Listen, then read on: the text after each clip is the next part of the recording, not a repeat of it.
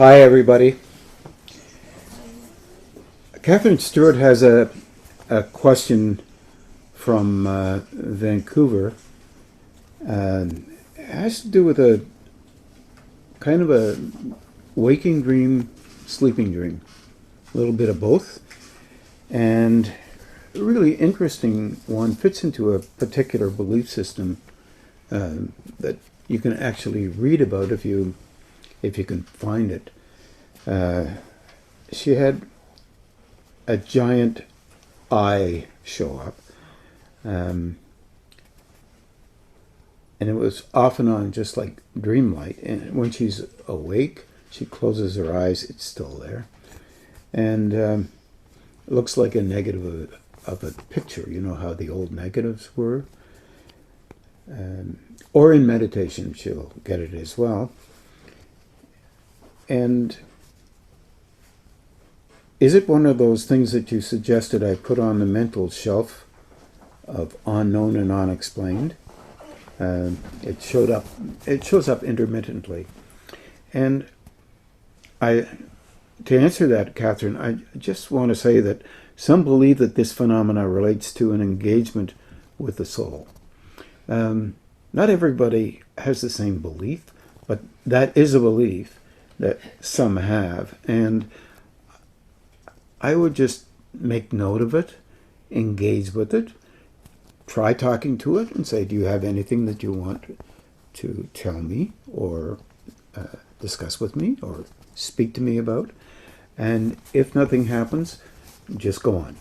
Just engage and continue on with life. Just keep it and allow yourself to say, oh, that sometimes happens. So kind of put it on the shelf in the back of your head. Same kind of thing. It would be helpful to do that so that you're not overemphasizing your relationship with it all the time, because you know how easy it is to mentally engage with those things.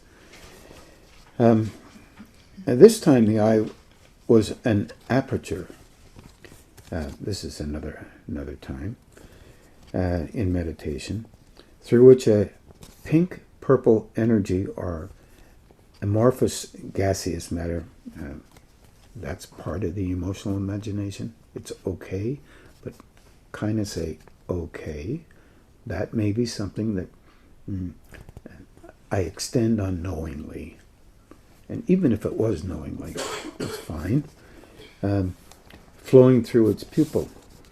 And she goes on and talks about the pink-purple ether-like stuff is not unfamiliar.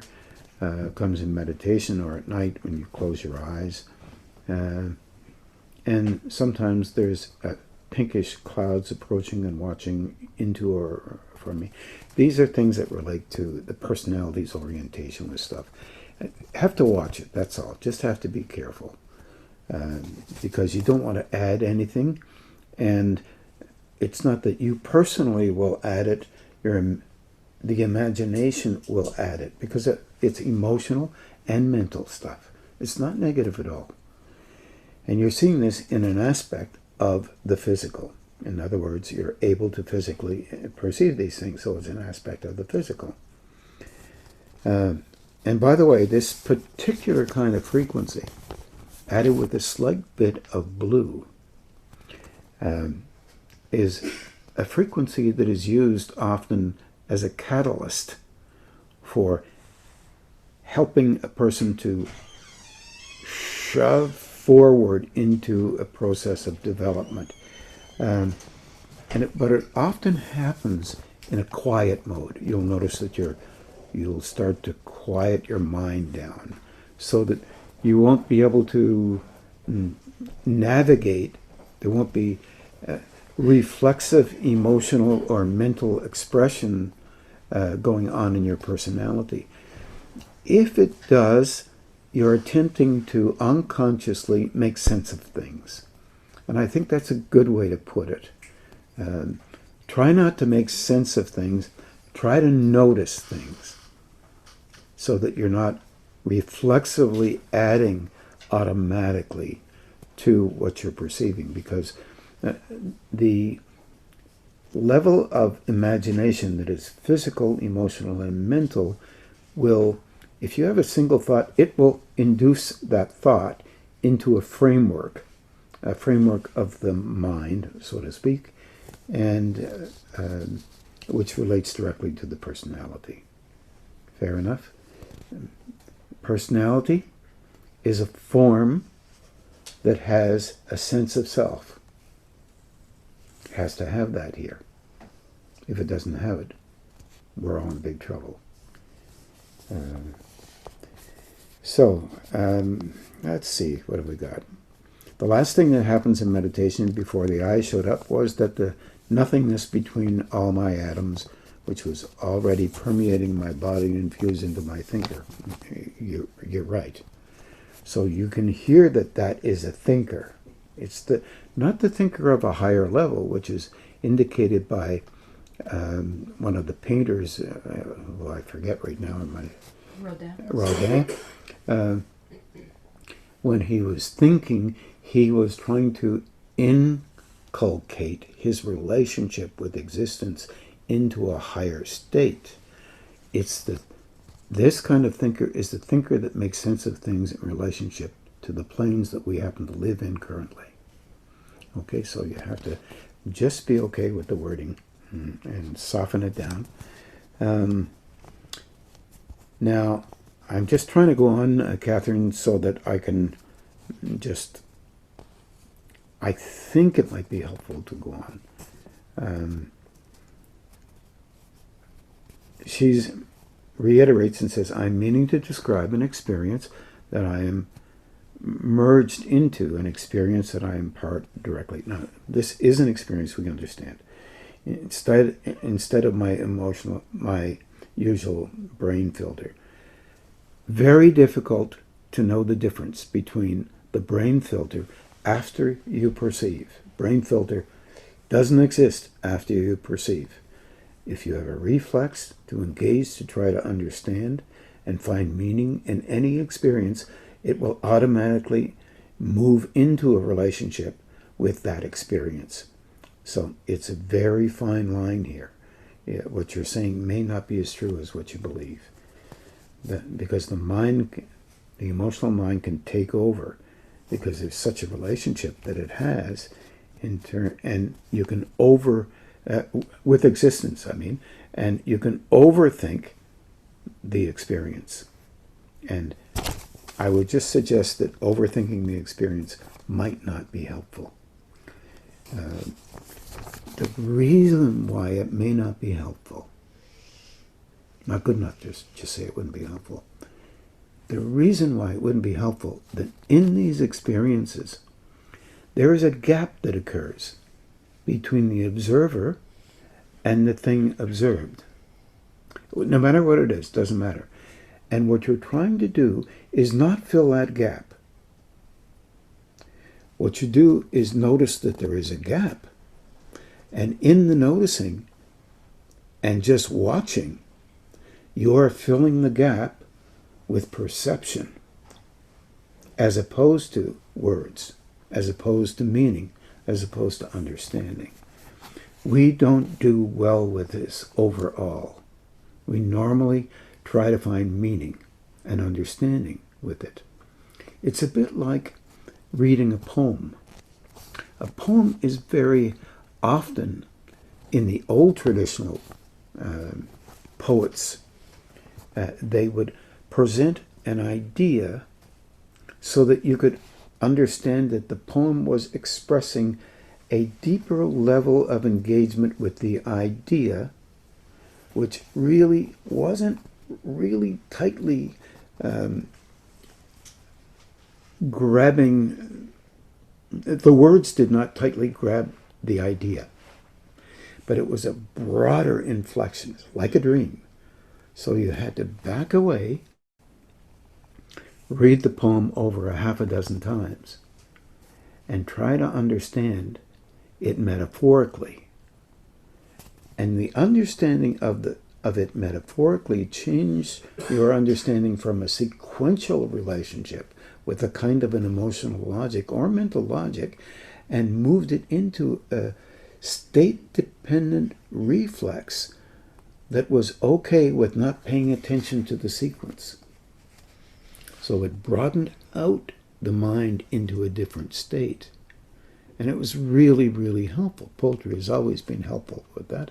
Dreams have always been helpful in that particular manner as well. And anything that you might see within the confines of the brain structure is the same thing. The idea is to try and calm the self ideation down for a time.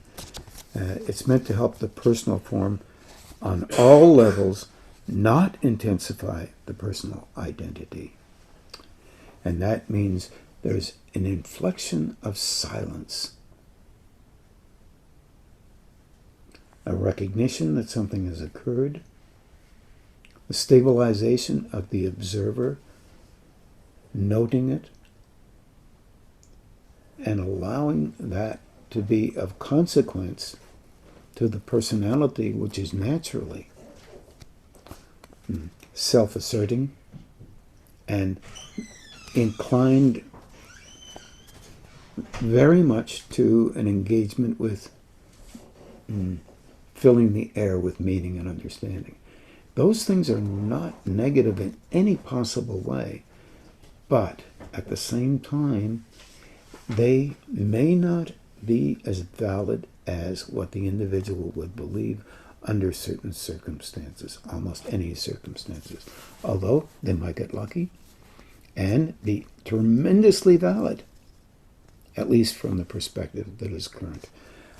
Just another take so that you might consider the possibility that something else or something may be going on that is helping you to grow internally, but you don't want to use that intensity only to come up with an idea that may be hard to get rid of later on. Some of these wondrous engagements with what some of us call the soul is a relationship with flow, a dynamic flow that is different, of energy that is different than what was before. Dynamic flow that is different than what was before. Now, what was before has already been regurgitated, engaged with, experienced, and filled the personality, or which includes the mind and the emotion, with a relative understanding of what might have been previously. So a little piece at a time. It sounds as if there is engagement with a level that is trying to help send a frequency into you for the purpose of broadening out how you currently engage with frequency, with energy, meaning helping you to get beyond a certain place that from the view of the personality is highly valued. Same thing would be true. My understanding of that particular frequency is that the same thing would be true at any level, because it's very much a catalytic frequency, from my understanding. I wish you well with that. Hope that helps a bit. You can hear the paper. Sorry about that. It's my insistence on having the paper in my hand, and I hope your ears aren't being aren't in bad shape because of it, because I can't see the blooming thing if I don't look at it closely. So this is from Jean Irving, and let's see. She says, during the growth process, as one becomes more sensitive or open to the influx of new or different higher energies, one may experience what is perceived as very strong and sometimes difficult to handle physical energy flows, and or strong, apparently deep-seated, old, but actually young, emotional reflexes. These can be either negative or positive. In the throes of these experiences, one wonders whether these strong, almost overwhelming, this is commentary on Jean's part, physical and or emotional responses are, and I agree, sometimes they are a function of the inner growth process itself, i.e. consciousness helping us to see and work on trained primordial emotional reflexes or beliefs, which manifest as classical defensive reflexes, reactions to inner change, or interference, manipulation by external energies, such as taking advantage of our specific vulnerabilities. She asked for some possible ways of understanding this, and what I wrote down, because I thought I'd better write it down. I may have a different idea as I talk about it, but the physical body, the etheric body, is closely affiliated with the emotional, mental, and mental personality. Personality includes the physical form. All you have to do is take a look at your life and how you dress up the physical and engage emotionally and physically with your personality, and you'll know that that makes some sense. Psychology tells us that we have physical reflexes to emotional and mental engagements with self and others. These are obvious. A lot of work being done over the last 25, 30 years on dilation of the eyes, the reflexes of the face, the body, the intensity of how you hold your body, all that sort of stuff. All of that is related to deep engagements emotionally and mentally with the physical form. It's part of your personality, and it's huge energetically. The unconscious, conscious, and collective unconscious are tied to our personalities. Now, that's a different perspective than these. When we're thinking of physical, emotional, and mental engagements, we don't always run quickly to the unconscious, the conscious, and the collective unconscious. So it is conceivable that the physical is a valuable asset in the current form at this level of development. And it is conceivable for many reasons on other levels of development as well. It must be able to handle the higher levels of consciousness at this level as emotion and mental levels are conditioned to do so. So if your emotional level is lifted into a higher state, your mental level is lifted into a higher state, it might be helpful to remember that they are a part of the physical component or the physical form of the personality. Altogether, we call it the I or the ego, the form that's used for expression relative to each and every experience that we might be involved with over time. At the same time, if the physical form isn't helped to be able to have flow come through it, then the emotions and the mental constructions within us are in a form that can't handle more energy moving through. This is really counterproductive. And I realize that a whole lot of belief systems don't agree with, because they often talk about the physical body as being negative because it's of its association with sexuality and the ego orientation, or the survival, the way to survive in the form itself. See if I say anything different. Remember, at this level we are and have a physical component.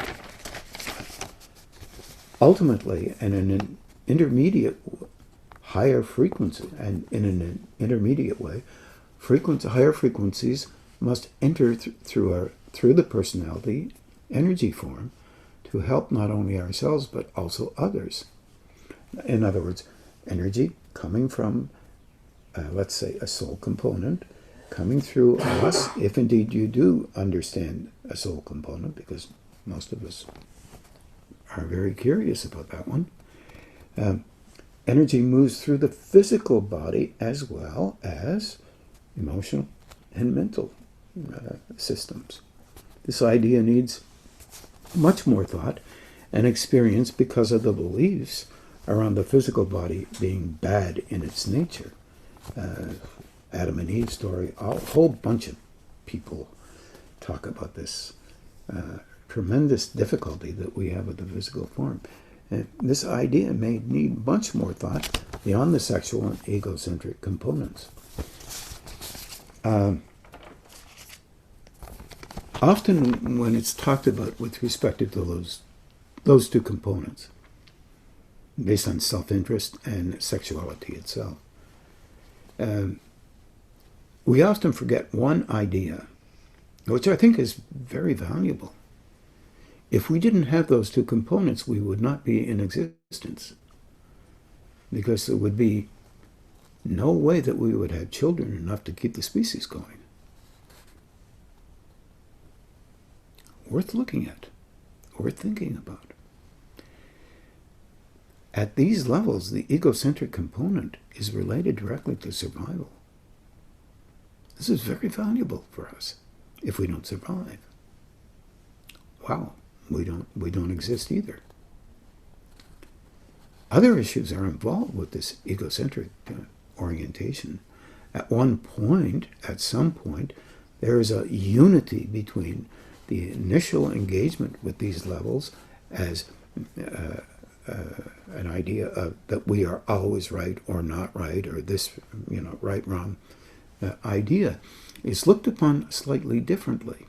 It's recognized that there is never anyone that is always right, never anyone that's always wrong. We have a mixture of these things that go along depending on an experience that relates to a certain timeline or an individual's engagement with life. Everyone makes mistakes. If you don't, call me.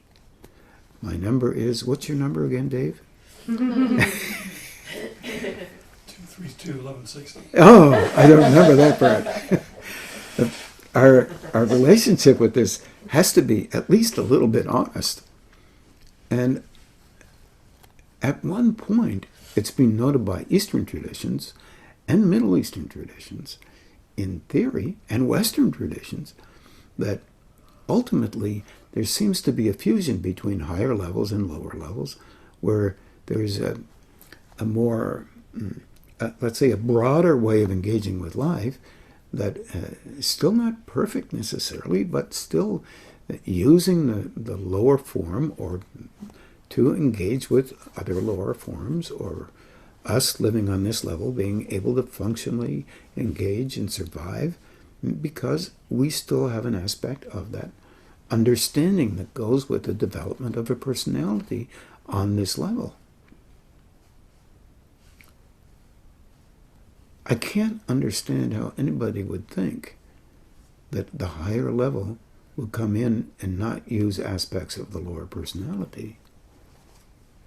Because you would be talking like a dominant. Hello, how are you? I'm a higher level. Well, of course you're not going to do that. It's not going to happen that way, because there are checks and balances in place so that the personality will be functional here. And with our record of engaging with higher frequency people, it's not very good. Higher frequency people get shoved to the side somehow. They want to figure out how come they can do this, that, or the other thing, so everybody else can do it, or used at some way for some other purpose. It doesn't necessarily mean it's going to be sweet. A lot more thought needs to be placed on these issues, because they do exist, and they are relevant in our time from anybody's point of view. Also, there's another admix. It's really pretty scary, yet at the same time normal. We come up with ideas that relate to how we believe. And then certain groups, many groups of us, believe in certain ways. And then those beliefs become true. And then we say, well, we're only interested in highest truth. And as a matter of fact, if we were, we might not be as interested in what we believe. No. Don't quote me on that one. Of course, I just said that, so I guess that may be something that we need to consider more often. And leaving a little bit of space there for broadening out our concepts about the idealization of what we call truth. It might be helpful so that we can go forward instead of remaining backward in a plateau of memory. I think most of the things that we have used to get to where we are, we're exceedingly grateful for, and we will be that way forevermore. And then perhaps those who come later might be a little bit grateful for, I don't know what those things would be. If there were anything that they might consider valuable, then perhaps they might be grateful for that, but we won't be around by that time, I'm sure. But that means there's movement. And movement is a contagion, meaning you move beyond the place where you were before, and then you get excited about moving beyond the next place so that you can continue to grow, even though it's difficult to make sense of some of these things, as I was talking to with Catherine. It is important to at least allow yourself the breadth of engagement with an honesty that relates to you inside. And it's not about belief versus one belief versus another. It's about, how does this fit? And can I be okay if it fits? And will I feel insecure if it fits? And where do I go from there if it fits? Well, all good questions. But it does speak to the vulnerability that we are involved with overall in our relationship with life. Involved with the hopes, wishes, or desires, you might say, on these levels, to move forward beyond a place where we tend to defend things and move forward in relationship to a deep level of perception and understanding, and know for sure that it may change over time, and be grateful for the change, perhaps. Not thinking it's important that you figured out the change. That's not what I'm talking about. But just being able and understanding and perceiving that something has shifted, even though you're not perfect. I hope that helps, Gene. Here's another one from Chris McLaughlin. Chris, I'm not sure whether I answered this one before or not. I had it in with the material, and I'll give you a different answer now, maybe. But I'm going to focus on one little part. How can we be afraid of something and not even know it? Of course, we're talking about the unconscious. How do we become aware of these subtle triggers and signals within ourselves that cause us to create barriers, patches of mud, barriers are nicer, that keep us from perceiving differently? And what I wrote down here was that we have a huge unconscious and a huge collective unconscious. Collective unconscious, as I understand it, according to Carl Jung's way of engaging, includes archetypes of all kinds, if you can figure out what an archetype is, or relationships with images that relate to us as human beings, us as superior beings, us as lower beings, us as very high beings, or just a normal person. And anything that engages with a relationship, that relationships are, that delve into a kind of personality link-up, like love relationships, or I don't care, you just name them. These become very much involved with the collective unconscious. I think that every individual on the planet at any given time in the past is an aspect of the collective unconscious. I happen to think that any existence, wherever it may be, is a part of the collective unconscious. And that's worth maybe listening to. I think people get a little bit nervous when that kind of thing is spoken of, because that means there might be other beings in the universe other than us. That would be drastic. Maybe not. It might be helpful, might not be. We don't know. The reflexes that are learned and used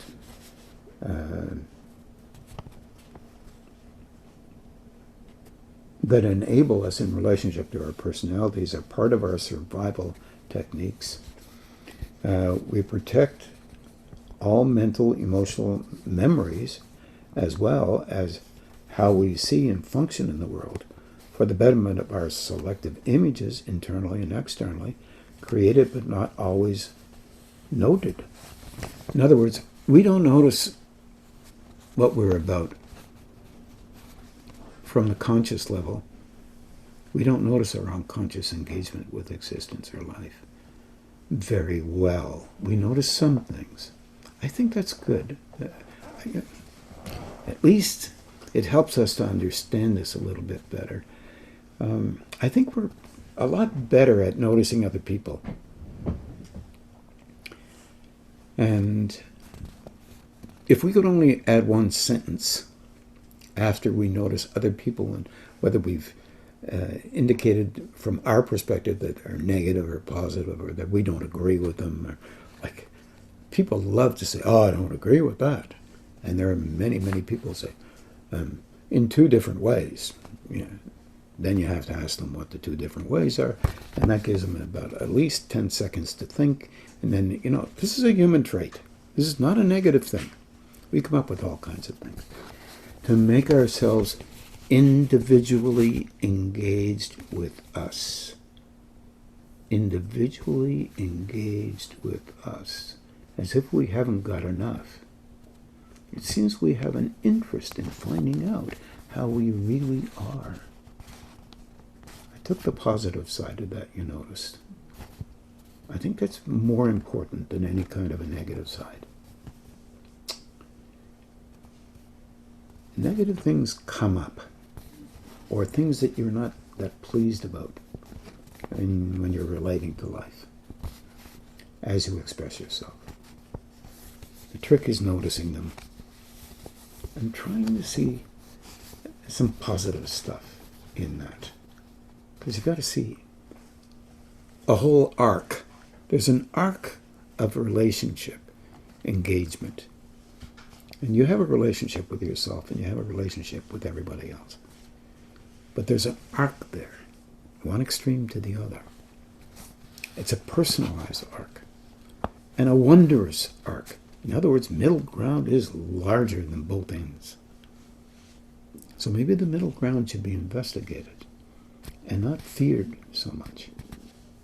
So we can be okay with not being negative for this thing or that thing.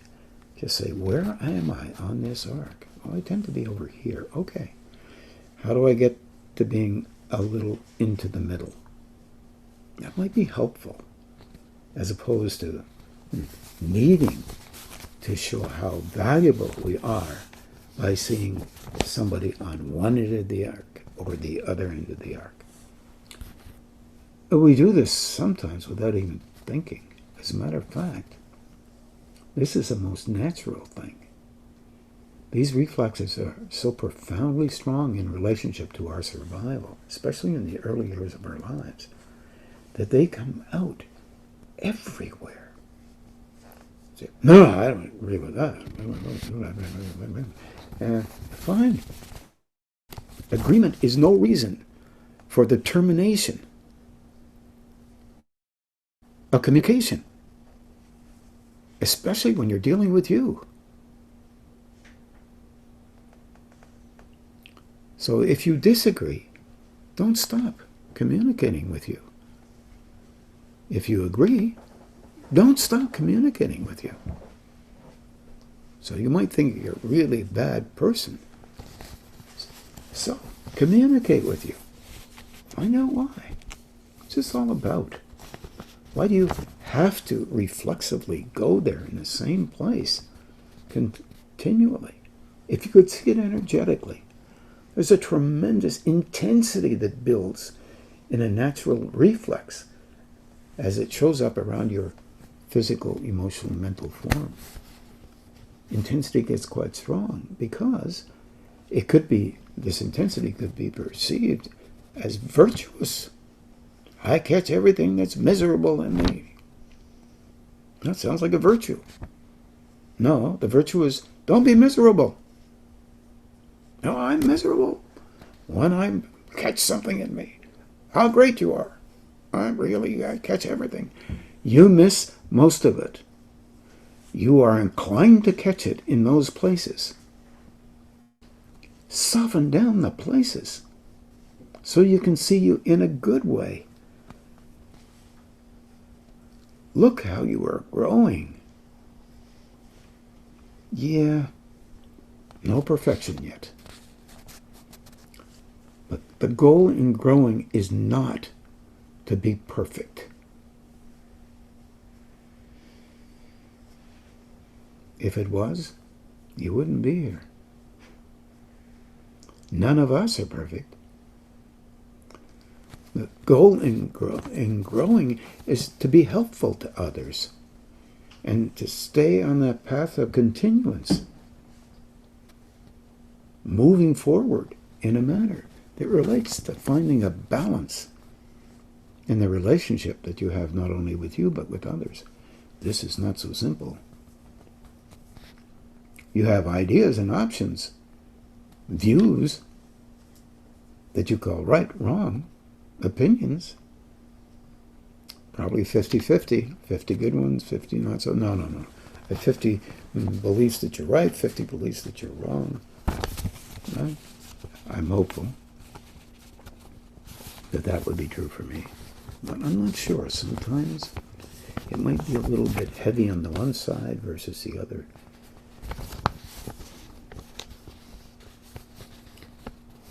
Beating ourselves up doesn't help. Notation and trying to do something, whatever it may be, even if it's internal work only, that may be helpful. I wish you well with that. I wish everybody well with that, including myself. So I also said the deepening of our percepts enable us to see when perhaps then perhaps not judge. Our reflexes judge, really based on survival. Relative to the images that we believe, we have to keep there for the purpose of their survival as well. The images that we have about how we function. Okay. Now there was another one as well, one by Marie Perrier. I think I did this one, Marie, but I'm not sure, but I'll just do it again. Is everything, if everything is impermanent, how are we to live our lives? And I, just because I think I did this before, just live each day as a discovery of new things rather than a repeat of the past. Do the best you can with that. Because from the time you get up to the time you go to sleep, it's a repeat of the past. Because those are the things that habitually have been engaged with you for the purpose of rendering a personality, at least outlined of a personality, that makes some sense. You can see the outline, but the inner works are not as visible to us. It creates a search mode rather than judgment or complaining or frustrations.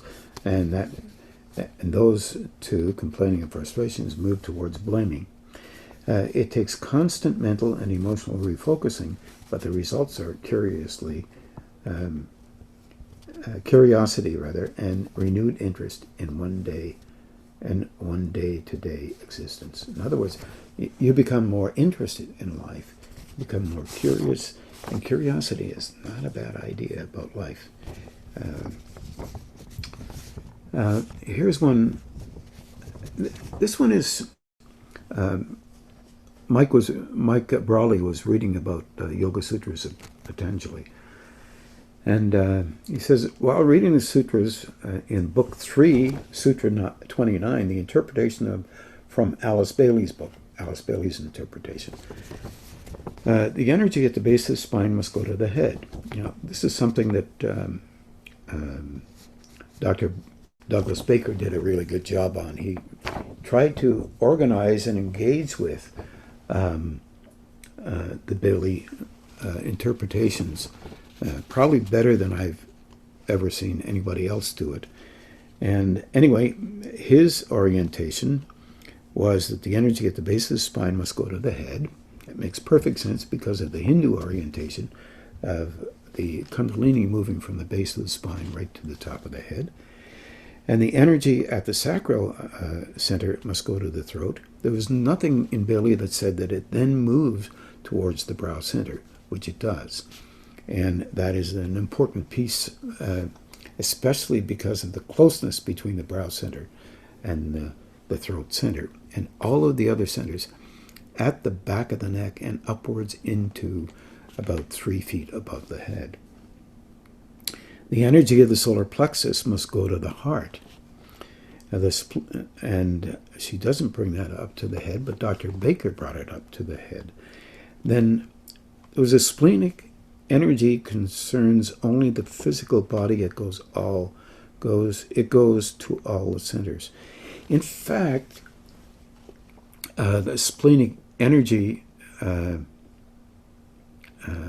concerning only the physical body, it's very much involved with the flow and the movement of the blood through the physical body. Very key thing, but it isn't only involved with the physical body. However, so I answered Michael and I said, good to know. If you read other things, you find out that these things are considered by other people in all kinds of different ways. The only area that might be extended on is that the heart must also go to the brow center, which it does. The spleen, while dealing with blood flow, also can be used to bypass the personality in a state of trance or by higher beings. In other words, many of the prophets in the Old Testament, higher beings would stimulate this spleen center, and it would send the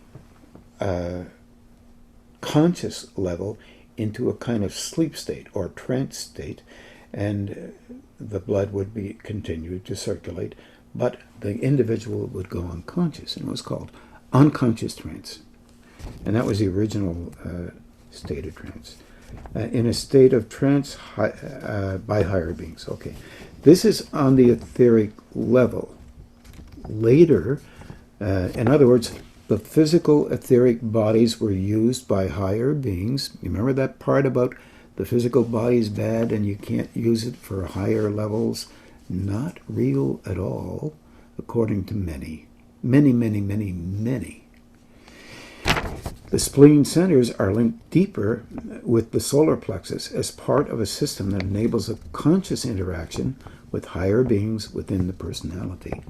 In other words, the spleen is helpful in allowing the personality to observe more, but it links up with the solar plexus, the heart center, to some degree, certainly in the first third, and then a movement into the brow center, which allows the emotion to calm down, and the utilization of the throat center then and the mouth while still being observed by the personality.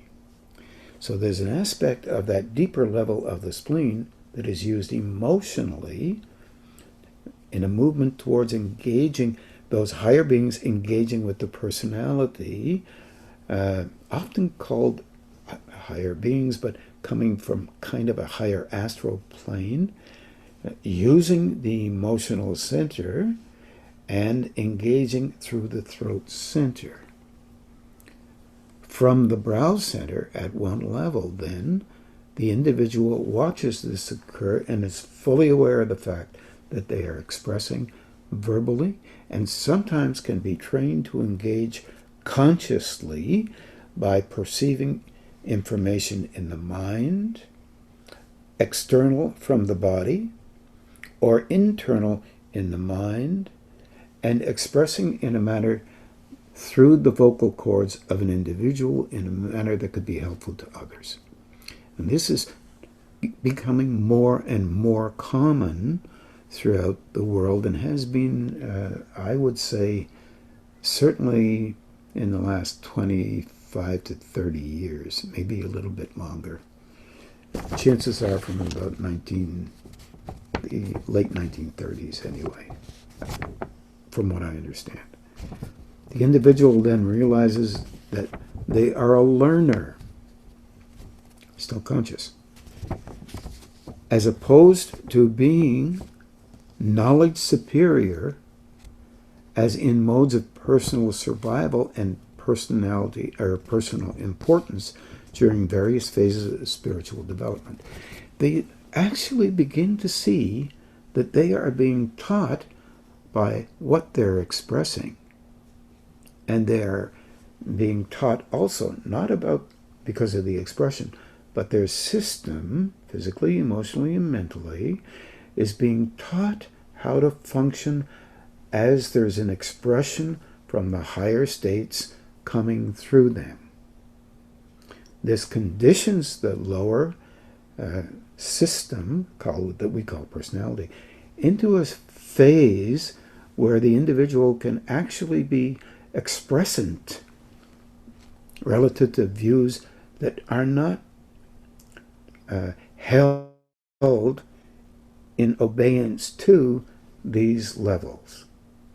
And over periods of time, this begins to get a little bit stronger, and it will begin to, it's already been going on since at least the 20s, perhaps just a little bit earlier, from what I understand anyway.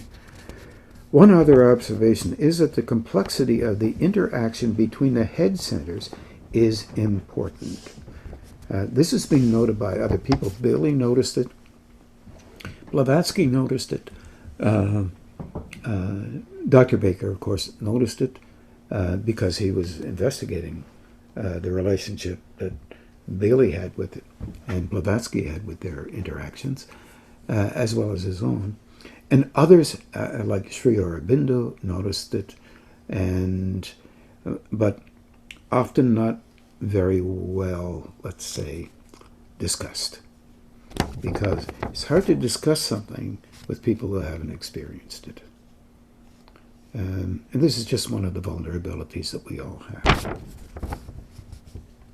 The linking value of the throat center complex is in its fusion with the brow and ultimately with the crown, which is extremely subtle. The impact on the lower centers is huge. So any opening with the above centers, these so-called, they were often called three head centers as major centers, throat, brow, and crown centers. The interaction with this is so that the lower centers can receive energy down into the lower ones so that they can be more subtly developed and more functionally aided to handle an engagement with perceiving the relationship that they have at another level with the higher states. Not another level, meaning within the head, as I described just a little while ago. You are watching something happen that might freak you out if you're not able to handle that relationship. And you would close it off quickly because you would be fearful. Higher states, if they cause fear in an individual, will tend to back right away so that they will not make the individual fearful, because we are very vulnerable to fear.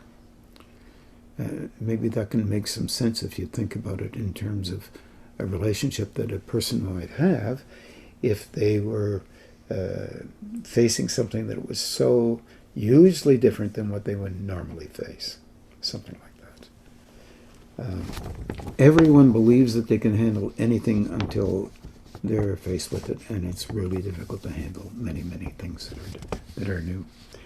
During this developmental period, individuals are involved with reflexes that enhance the many subtleties that make up the person's individuality, as well as their hidden personality markers, which tend to make them feel more secure. The key component in this process is to help individuals see themselves to the point where they can notice what's occurring within and are no longer self-important or self-effacing about their actions. That's the theory. And it's an obvious process, as opposed to tomorrow this, today this. We need help in process. A little bit at a time helps us a lot. We might remember that when we're beating ourselves up about not doing something, but sometimes that's hard to remember. Under some circumstances, conscious change may be incurred and some not, but a conscious awareness and action can take place that is different from what was before. Once again, process. This moment of inner sight allows an increase in the realization that the individual is truly learning about themselves. And I think this is a fundamental thing. We do not have very much perception when it comes to understanding our relationship with energies flowing through us, whether we tend to speak about them as coming through the chakras or Zephyroth or fireballs, or whether we tend to speak about them as the ingenuity of a mental facility. Yeah. We have difficulties with these things, and it's okay. We're learning. Then any inferences by the soul or higher self can be seen better and not taken credit for by the personality. In fact, that is a very fundamental and important feature of how much we can move forward with respect to being able to engage with higher states. We have a fundamental difficulty with some of us initially being tremendously or quite a bit clairvoyant in many levels. We realized that that was still an aspect of the personality's engagement with life. You could take credit for the clairvoyance, you could engage with clairvoyance of various kinds, and you would be known as a clairvoyant. So your personality is the thing that's being stimulated here. Eventually what occurs is you move into a state where your clairvoyance becomes different, let's say. It is not related to being clairvoyant as an extension of the overall personality's capability, but it's related to an engagement with a higher state. It does not necessarily seek to engage with individuals to tell them that they're right, they're wrong, they're this, they're that. Their frequency is this, but that does come into play in the intermediate engagements. And it cannot be negated because it's valuable in terms of process, because it's part of the thing that helps us not to be afraid. Now, some of you have been involved with other lifetimes that have been full of this kind of interaction, and you come into this plane and you're not allowed to be. And if you become a little bit, you are moved beyond it. And it's disconcerting because you think you might have done something wrong. You did nothing wrong. You just didn't know there was process beyond that particular level of engagement. And that does not negate that particular level of engagement at all, in as much as it engages with a deeper level of understanding of which you're not inclined or to express. Because fundamentally, that expression would elevate the inclination of the personality again. And that's really hard to overcome. There's no doubt about that one. So the linking up of personality with higher states is a fusion of a kind that allows the personality to know it's a fusion, and that the personality is engaging with another state that is more developed than the one that seems to be more clear and more image-making here. But nonetheless, the flow that comes through is related to the form being developed and cultivated through process, experientially primarily, and with a deeper level of understanding. And it doesn't help you to be perfect in everything, anything virtually, because you're dealing with you as a personality and dealing with that as a higher level of engagement. It's the most curious position. It's almost like you're in the middle of something, trying to make sense of both ends, personality and other levels of engagement. But from the middle level as opposed to the both ends, a bit triangular in shape, if you can see it that way, in the arc that I was presenting before. You broaden out the version of arc, and then you can see a high level, low level, in the middle someplace. Trying to get it to make sense to you. The moment of inner sight allows an increase in the realization that the individual is truly learning about themselves. Then any inferences by the soul or higher self can be seen better and not taken credit for by the personality. Thus a strong friend-like conscious connection is made slowly, and spiritual growth changes its perspectives in the personal, at least to some degree. There is much more to go. Whatever you think you've reached, there's more to come. You don't want to remain there. You want to keep going and be curious beyond that place that you relate to so well in a moment. The individual is still prone to self-indulgence, no doubt, but can see it a little better and even better as time moves forward. I hope that makes some sense, and I just want to thank Michael for engaging with this particular way of seeing things. I meant to talk about it earlier, and he wrote me on Friday, January the 24th, so I'm a little behind. I welcome all questions. I just can't tell you that we'll have answers for all questions, that's all. So keep those questions coming, and I thank you very much for listening. Good night.